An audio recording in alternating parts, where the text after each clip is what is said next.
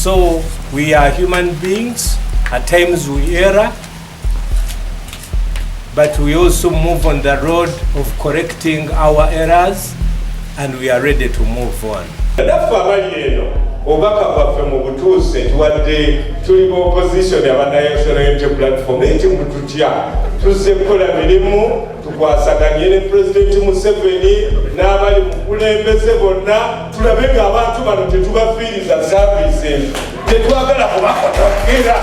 So you find the people, they are NRMs, you know, they are celebrating a certain politician. You will also have your day.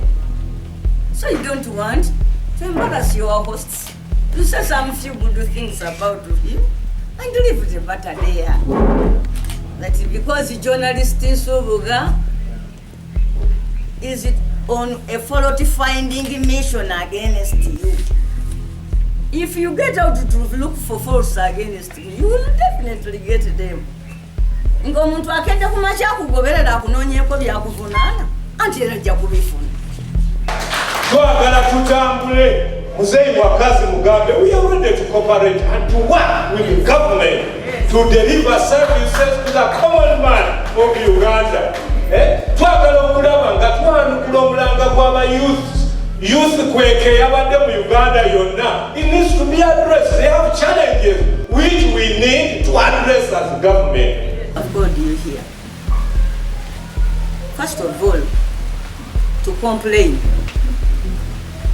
against you, our friends, for putting our words out of context. Every word can become a bad word. Every conversation can become a bad conversation if you put it out of context. Honorable Minister, mutwagale era mutulere.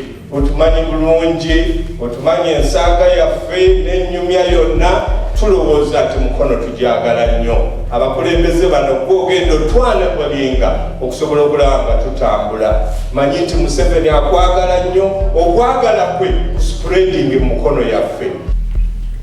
Is it true that Dr. Bakaluba talked for only 1 minute? That recording, how long is it? It is just between 1 and 1.5 minutes. So what else did he say?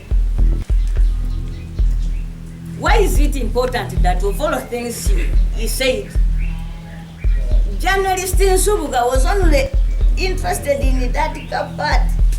Never never ngenze okusisinkana Museveni temunyiga abantu nje kuba ngenze kusaba bya Never natukayo ne mugamba Kibuule omulabiranga ddala temunyiga.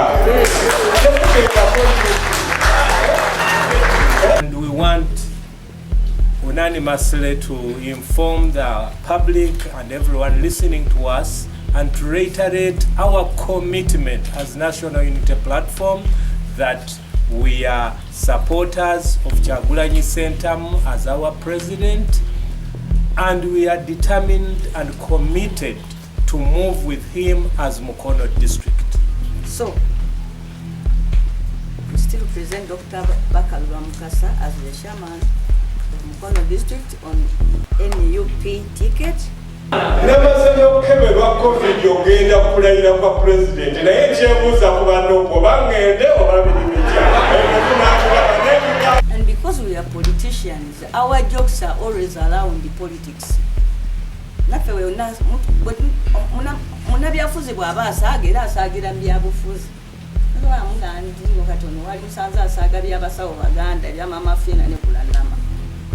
Kkaadi eyogenda okulayira kwa pulezidenti era bwe nabadde nnama ne mbagamba nti nina okuddayo mu bakama bange ne pulezidenti Kyagulanyi Ssentamu ne kokasi yaffe okubeebuuzaako n'ababaka ba paalamenti. Olwaleero turizolovinze era tusazeewo nti nno ffe tukyanoonya na kulwanirira buwanguzi bwaffe bwa Kyagulanyi Ssentamu, n'olwekyo tetuyinza kugenda kwetaba kulayira kulala kwonna kwa Pulezidenti Museveni. tuyimiridde wamu ne pulezidenti waffe Kyagulanyi Ssentamu n'ababaka baffe aba palamenti era ne bakansala abaffe.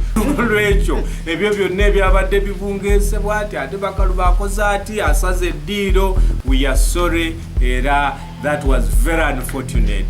N'olwekyo tubagumya mwenna ababadde abanyiivu ababadde batya nti Bakaluba Mukasa atagala sitagala nyimiridde era mukama wange Pulezidenti Kyagulanyi Ssentamu.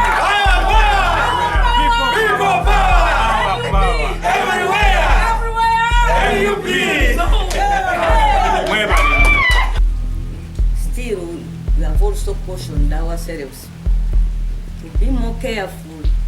Nenammwe ab'amawulire mutubeererenga bakisa muleme ate nammwe kwefuula bawakasanke.